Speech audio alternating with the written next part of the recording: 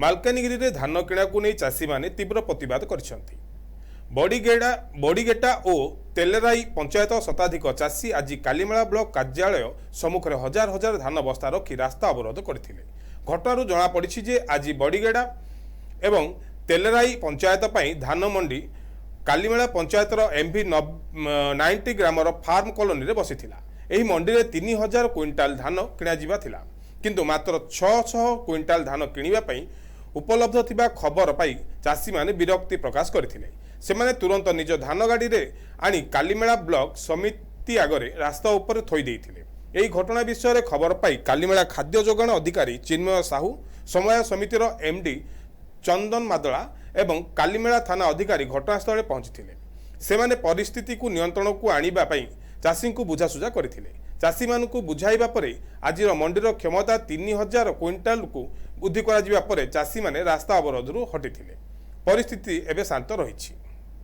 आज रास्ता रोक करथिले मुख्य कारण कोन बोले चाषी लोक आज तो 3-4 मास हैला चाषी जो प्रकार हरियाण होचंती एते दुईटा पंचायत रो बड़ बड़ पंचायत एले से मंडी रे प्रत्येक सप्ताह को गुटे मंडी होची। से मंडी रे 100 क्विंटल कि 100 बस्ता आ 1000 बस्ता एमती हमको हमर मंडी रे देउचंते दुईटा जीपी रो मंडी कोटी बोले पाराम रे।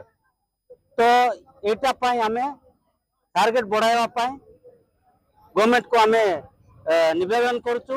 आ ये गवर्नमेंट हमको चाषी मन को मारवा व्यवस्था चलिछि। तो एटा को हमें केबे भी बर्दाश्त करबू ना। आउ तरे हमें रास्ता रोको भी करबू। एबे जाए हमको प्रतिश्रुति कौन सी प्रतिश्रुति मिली ना। तो ये हमको माने बहाना बुलाई करी ये रास्ता टू हटाइबा पाई पुलिस प्रशासन को डकाई करी हमको धमक दे करी रास्ता टू उठाइबा पाई कहिसंती। तो देखो तो आज हमर जो तेलराई एवं बड़ीगेटा जीपी रे जोटा कि टार्गेट थिला आज ए सप्ताह रो हमर 1200 क्विंटल रो टार्गेट थिला दुईटा पंचायत को नै जे जदि 1200 क्विंटल रो जदि टार्गेट थिबो ताले दुईटा हमर पंचायत तेलराई पंचायत बहुत बड़ पंचायत रा। तो 1200 ले से दुईटा डिवाइड करले केते 600 होची। से 600 केते जण को से मंडी जाउछ ता ताउरी बाद लोकन से दान रही जाउछ। आगुर जो मासकर जो जनवरी मासर लोकन केते बहुत लोकन से टोकन ता उड़ी गलान। जेडा भी जो कहउचंती ना टोकन ता को ये कराबो से केबे कराबो सेटा यार। तो दान से वर्षा रे से माने गजाई गलानी दानटा।